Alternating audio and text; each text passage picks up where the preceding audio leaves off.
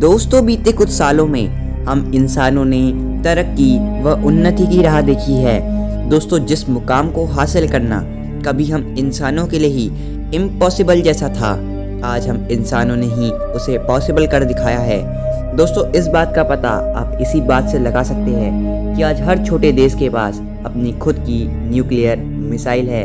दोस्तों इतने मॉडर्नाइजेशन व एडवांसमेंट के बाद भी हम अपनी मदर अर्थ को कितना नुकसान पहुंचा रहे हैं, बहुत सारे लोगों को तो इसके बारे में पता भी नहीं होगा। दोस्तों बढ़ती पॉपुलेशन के कारण पोल्यूशन में भी बढ़ावा देखने को मिल रहा है, जिसके कारण हर साल 1 मिलियन से ज़्यादा मैरीन मैमल्स मारे जाते हैं।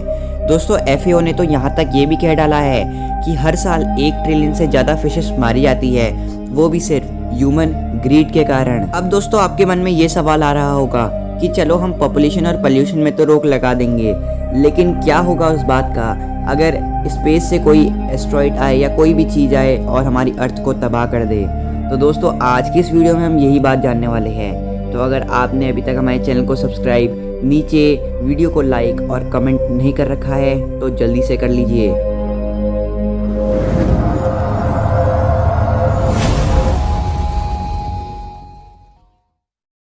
दोस्तों हमारी लिस्ट के नंबर 1 में आता है ब्लैक होल।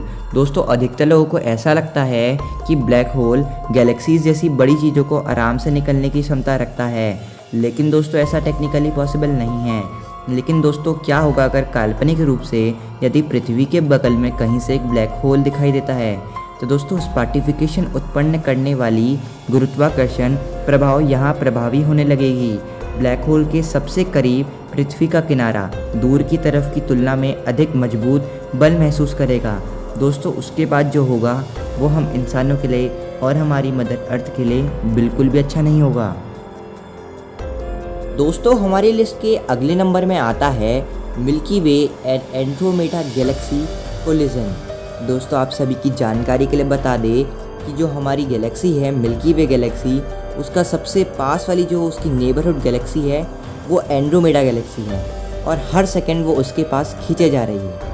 तो ऐसे में साइंटिस्टों ने ये अनुमान लगाया है कि आज से 4 बिलियन साल बाद मिल्की वे और एंड्रोमेडा गैलेक्सी आपस में ही जुड़कर एक नई गैलेक्सी फॉर्म करेंगी। लेकिन दुख की बात ये होगी कि उस गैलेक्सी को देखना हम इंसानों के लिए इम्पॉसिबल है, क्योंकि जैसे ही इन दोनों गैलेक्सीज़ के बीच में जो टकराव होगी उसमें इंसानियत ख़त्म हो जाएगी, अर्थ गायब हो जाएगी, क्रश हो जाएगी, ख़त्म हो जाएगी। तो ऐसे में वो दिन देखना हम इंसानों के लिए तो इम्पॉसिबल है। दोस्तों हमारी लिस्ट के तीसरे नंबर में आता है सूर्य के सतह के तापमान में वृद्धि होना। दोस्तों आपकी जानकारी के लिए बता दें कि जो हमारी धरती है वो एक हैबिटेबल जोन में आती है, यानी कि यहाँ ना ज़्यादा गर्म रहता है और ना ज़्यादा ठंडा रहता है। और यदि हम यहाँ सूरज की सतह के तापमान में वृद्धि होने की बात करते हैं तो ऐसे में पृथ्वी पर जो जीवन का अस्तित्व है वो समाप्त हो जाएगा। गर्म सतह के तापमान के 2 मुख्य परिणाम होंगे। सूर्य से निकलने वाली कुल ऊर्जा में वृद्धि होगी, जिससे हमारी पृथ्वी अधिक गर्म हो जाएगी, और सूर्य से आने वाले प्रकाश की तरंग दैर्घ्य कम हो जाएगी, जिससे हमारा सूरज अधिक नीला दिखेगा। दोस्तों अगर ये कारनामा अचानक होता है तो ऐसे में पृथ्वी पर जीवन का अस्तित्व समाप्त हो जाएगा।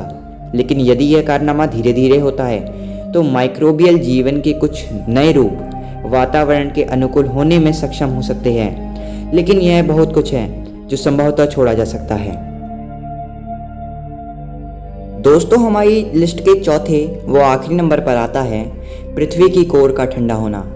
दोस्तों वैसे तो इस पृथ्वी पर कई चीज़ें हैं जो जीवन को संभव बनाती हैं। हमारा भूचुंबकीय क्षेत्र भी इनमें से एक है। यह हमें सभी प्रकार के अंतरिक्ष विकिरण से बचाता है, जिसमें अत्यधिक आवेशिक कण भी शामिल हैं जो सूर्य से लगातार नष्ट होते रहते हैं। दोस्तों यह चुंबकीय क्षेत्र एक ढाल के रूप में कार्य करता है और उन्हें ग्रहों के चारों ओर विक्षेपित करता है।